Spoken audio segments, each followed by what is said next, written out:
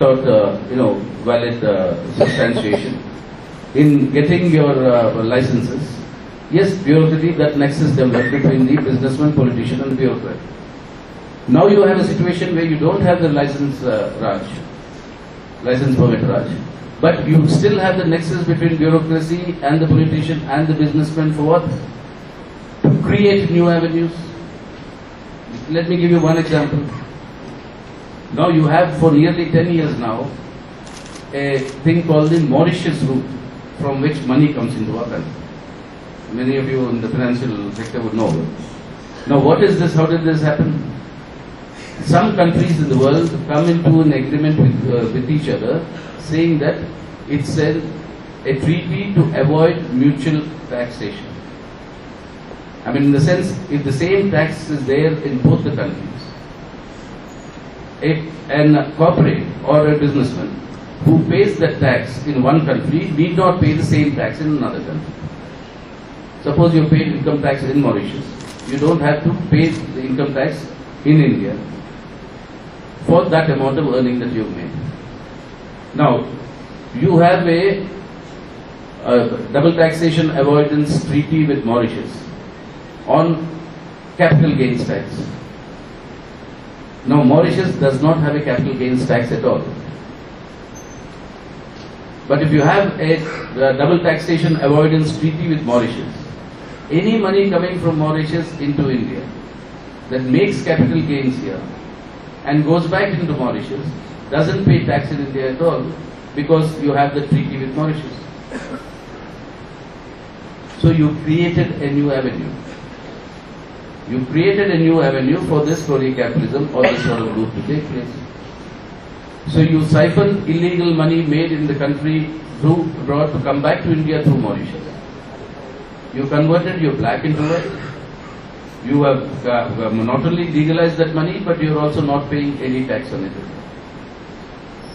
So you see, so the point is that it is not the regime that is responsible for this crony capitalism. It is capitalism itself that pushes. The party goes out, uses muscle power, breaks some window pane, burns some buses, and you have your protest there. How do you fund such activity? My question is how much loss does such kind of activity cause in general, protests or burns cause to the public? And who is responsible for all those losses? See, this is our major backbone. I go to the worker and say, boss, you have to have work discipline. You will have to put in 8 hours of work properly in order to earn your wages. He turns around and tells me, sir, you sign one file sitting in Delhi in the government and you make thousands of crores of rupees. And you expect me to sweat it out for 8 hours to earn my meager wages. What will be your answer? He has the right to loot, but you have the right to work. So you see, if you want to cleanse the system, you have to cleanse it from top to bottom. You can't pick out on one or thing saying that in this particular incident you are wrong, therefore this is. That doesn't help us, that doesn't help anybody. And that is why fighting corruption and fighting inefficiency in our country is so difficult. Because you have glaring examples of such things happening at a multiply larger scale at the top. So for me to extract discipline and a work culture, an efficient work culture from the worker or from the working class is all the more difficult in this sort of an atmosphere and the situation of crony capitalism that you have. You know, like these foreign companies can.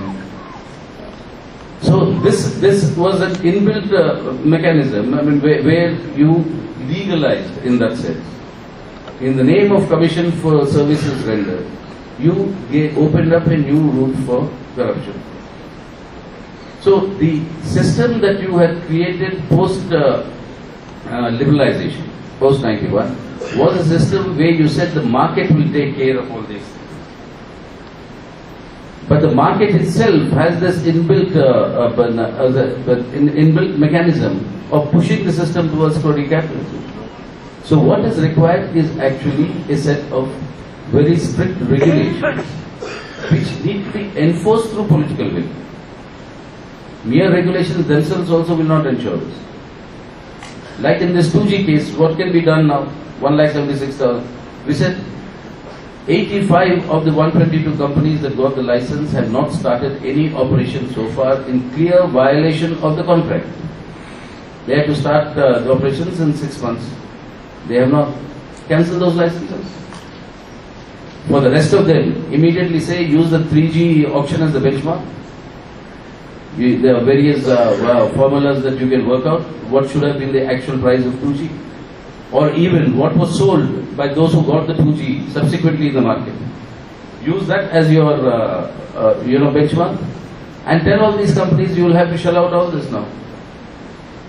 If you shell out, very good, continue. If you don't, then give up your license and then we'll auction it. But you require that political will to do that. That political will you require to do that, because that's the only way. I mean, how can you tell me, or any one of you tell me, how can I justify or accept those? That instead of providing food security for my countrymen, I will provide super profits to these companies. I mean, how can that issue be reconciled? Unless I have the political will to collect all this that is legitimately due to the government. So, final analysis, you require the political will.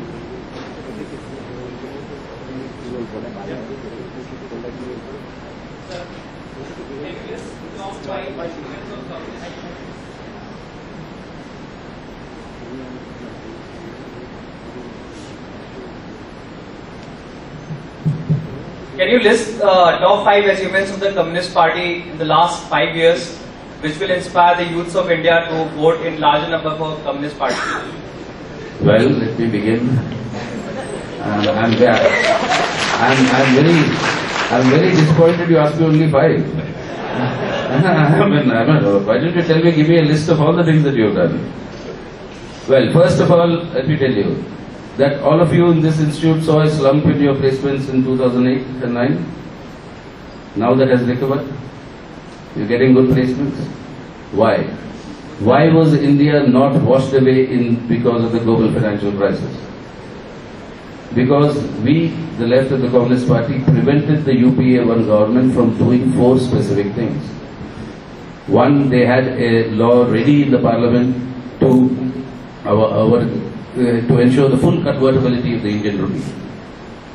If the Indian rupee was convertible at the time of the financial crisis, huge amounts of our resources would have been drained out. 2, they wanted to, they brought in bill which is still there in Parliament, it's on the table, that bill on banking reforms where they wanted foreign banks could take over Indian private banks. If that had happened, with the collapse of these foreign giants that you saw on the Wall Street, many of our banks would have collapsed and millions of our people would have been ruined, apart from your economy being completely ruined. Number 3, they wanted to increase the cap on foreign direct investment in your insurance sector.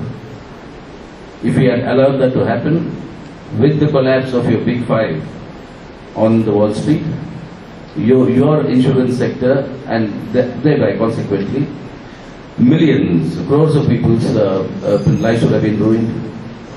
4thly, they wanted to privatize your pension funds. If these pension funds were privatized, then the savings of the Indian people and the Indian workers would have been kept at the disposal of this foreign financial giants, who would have utilized these monies in order to shore up their losses that have occurred because of the meltdown in the West.